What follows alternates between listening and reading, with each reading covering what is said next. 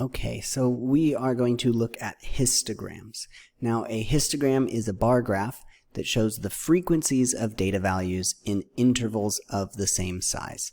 Okay, so for example, this one here is showing snake lengths, and we can see it's grouped length in feet 0 to 6 feet, 7 to 13 feet, 14 to 20 feet, and 21 to 27 feet.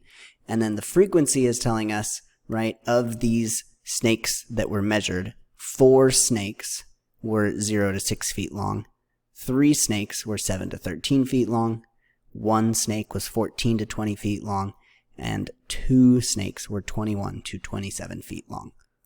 So let's see if we can make a histogram using this frequency table here. So it says this frequency table shows the ages of people riding a roller coaster. Display the data in a histogram. So we can see people from ages 10 to 19, there were 16 people that rode the roller coaster.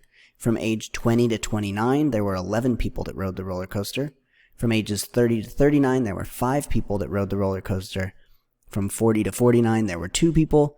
And from 50 to 59, there were 4 people. So we can see it's broken into our different intervals here, ages 10 to 19, 20 to 29, 30 to 39, and 40 to 49, and finally 50 to 59. So we can see for ages 10 to 19, the frequency was 16, so we want to make sure that goes up to 16. For ages 20 to 29, the frequency was 11, so we want to drag this to 11. 30 to 39 was 5. 40 to 49 was 2. And 50 to 59 was 4. And that would be our histogram for the people riding this roller coaster. We can see the roller coaster is much more popular with younger ages than with older ages. Let's go ahead and use this histogram here to answer a few questions. So we can see in the histogram it's measuring the amount of sleep, and on the bottom here we've got the time in hours, and then the frequency, again measuring how many people slept that amount of time. So we can see that 2 people slept 0 to 3 hours, 8 people slept 4 to 7 hours, 8 people sleep 8 to 11 hours, and 3 people slept 12 to 15 hours. So the question being, how many students slept at least 8 hours?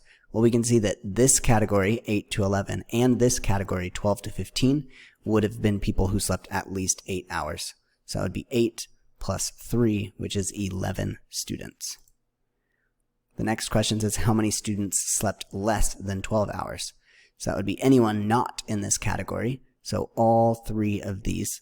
So that would be 8 and 8, that's 16, and 2, so 18 students slept less than 12 hours.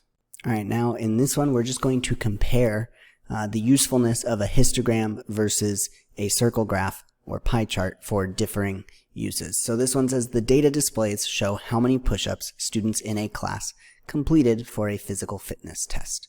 Which data display should you use to describe the portion of the entire class that completed 30 to 39 push-ups? So you can see each of these shows all of these categories, right? So this histogram shows us how many people did 0 to 9 push-ups, how many people did 10 to 19, how many did 20 to 29, how many did 30 to 39, and how many did 40 to 49.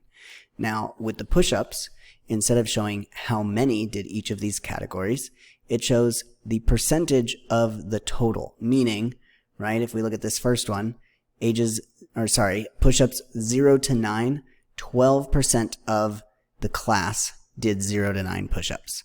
20% of the class did 10 to 19 push-ups. 40% of the class did 20 to 29. 24% did 30 to 39. And 4% did 40 to 49 push-ups. So if we want to know which data display to describe the portion of the entire class that completed, we would want to use this circle graph here. Finally, this histogram shows the number of rebounds per game for a middle school basketball player in a season. So this is one student, showing how many rebounds this student had each game. So this first question just asks which interval contains the most data values. So we can see, 2 to 3 rebounds, there are 6. So there were 6 games where this player had 2 to 3 rebounds. So that one obviously has the most data values. Question B says, how many games did the player play during the season? Remember that the frequency here would represent a number of games. So they had 3 games with 0 to 1 rebounds, 6 games with 2 to 3, 2 games with 4 to 5 rebounds, and 1 game with 6 to 7. So that total, 3 plus 6 is 9, plus 2 is 11, plus 1 is 12. So 12 total games. In what percent of the games did the player have 4 or more rebounds? So 4 or more, that would include this one and this one. So that's 3. So 3 games out of 12 games, that's 3/12 or 1/4, which would be 25% of the games.